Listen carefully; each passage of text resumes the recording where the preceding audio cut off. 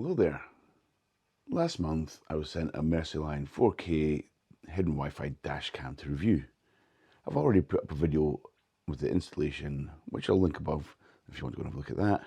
But now that I've had it for a number of weeks in the car, I thought I'd do a little review of the footage and the app. First of all then, a little look on the website. As this is an OEM style dash cam that's meant to fit in with the trim in your car, there are various models available for various different manufacturers. The one I've got is fitted to a BMW iX1. So there are various options. You can go for 2K, 4K, or with a front 4 and a rear 2K camera. There are different models for different cars, and the lists appear further down on the page. And you can get a GPS tracker as an option. So there's a vehicle list for each different submodels here. And as you'll have seen, I've got the G28-6 for the iX1. And you can search your make and model on the website. So the GPS receiver, which I don't have, currently is £11.18. The cameras are designed to fit in round behind the mirror trim and look factory fitted.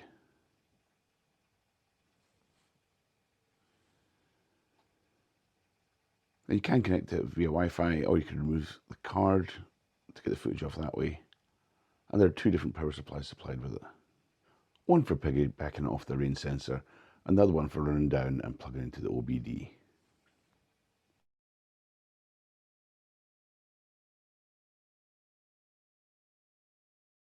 The website goes into a bit more detail about some of the features, which I'll leave you to go and look at yourself.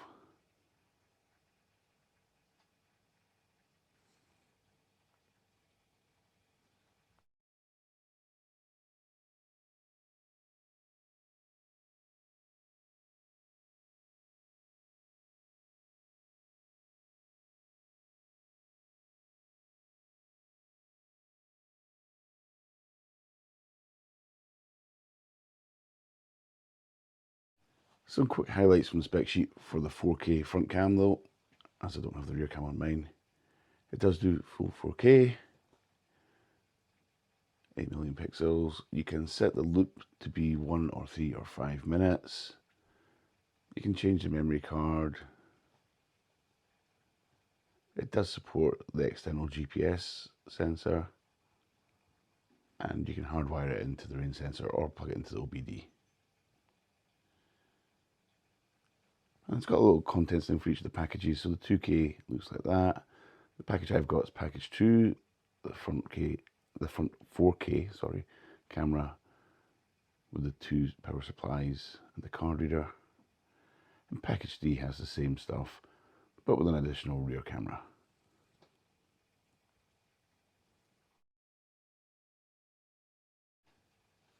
The website also has some frequently asked questions, and then there are reviews for those specific models.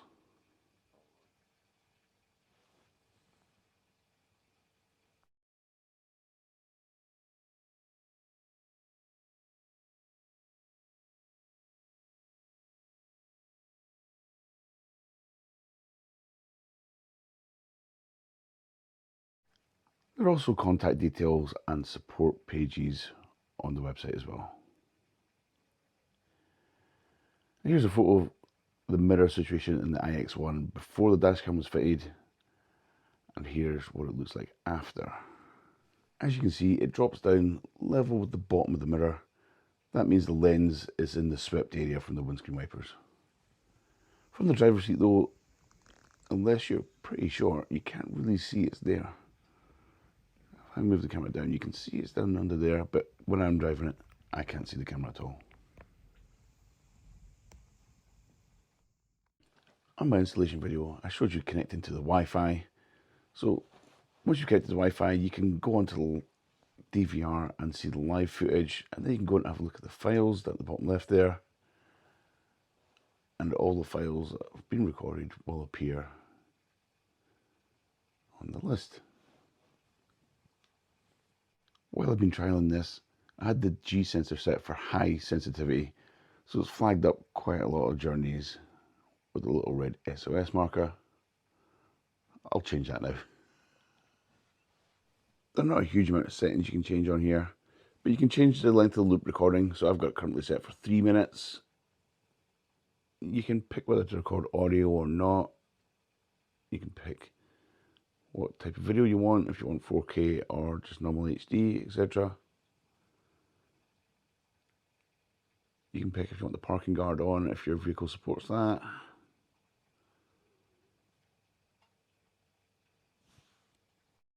And you can pick how sensitive the G sensor is. So I've switched it back from high sensitivity back to mid sensitivity. And I am going to change from 3-minute loops to 1-minute loops. You can download the videos via the app, so all you need to do is pick the segment you want, and then it'll give you a preview up at the top. Pick which one you want, click on download, and it will pop it into a download list. And then you have to wait a little while. Now, this is where the 3-minute loop, the 5-minute loop can be a bit of a pain.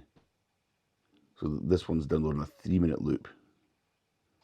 And as you can see, that's going to take a little while. If I was doing 3 or 5-minute loops, I'd probably just use the card reader that came with it, plug it into my PC and download videos that way. The 3-minute loop on my phone was taking about 3 minutes to download.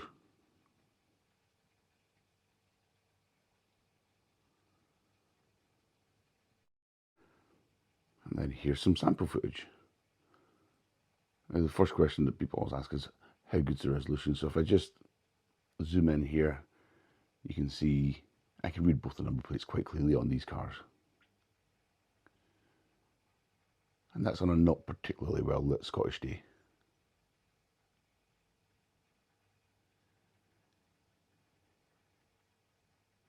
The camera is unobtrusive.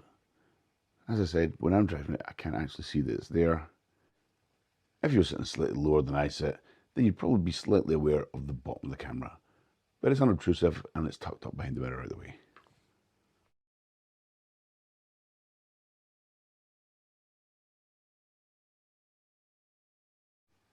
Unfortunately, I've not been able to get any footage in direct bright sunlight yet because, well, it's winter in Scotland and that doesn't really happen. But at some point I'll be out on a sunny day, or the only sunny day we get, and I'll put some footage up of that as well.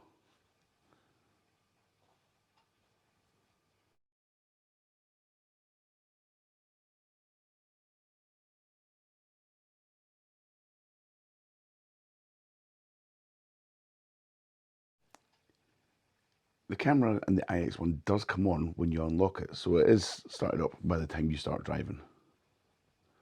Also, because I have the G sensor set for high, a couple of times when it's been parked overnight, it has started recording when there's been high winds. So I've turned the sensitivity down and I'll monitor that and see what setting works best.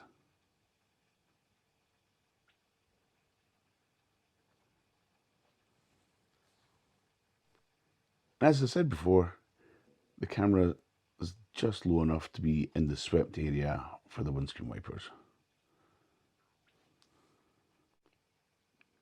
Another important thing is, what is the footage like when you're driving in the dark? So this isn't particularly dark, but thanks to the power of iMovie, we'll cut to some driving in the dark.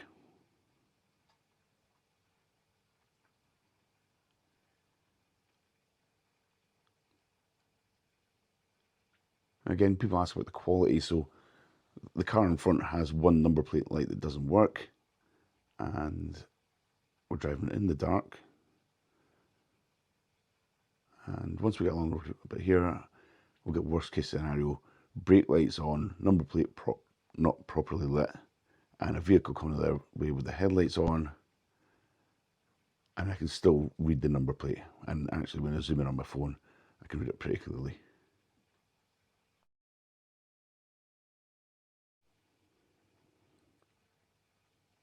And as you can see, it adapts quite well to lights being on round about as well.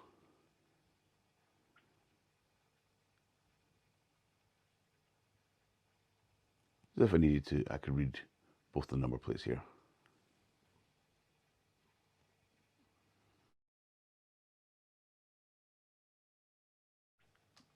Overall then, I've been really impressed so far. The footage is good quality, you can read number plates, which people seem to be worrying about. I've not tried it in direct sunlight on a bright day yet, but I have no concerns that it'll do anything other than adapt to the lighting. It's unobtrusive, it looks OEM from the outside, you can barely tell it's there. And the app is intuitive and pretty easy to use. Plus, if you want to save time and download lots of footage, it does come with a card reader, so you can take the card out and plug it into your PC on a USB port. I'll put a link in the description for this particular camera, but once you're in there, you can have a look at different makes and models as well.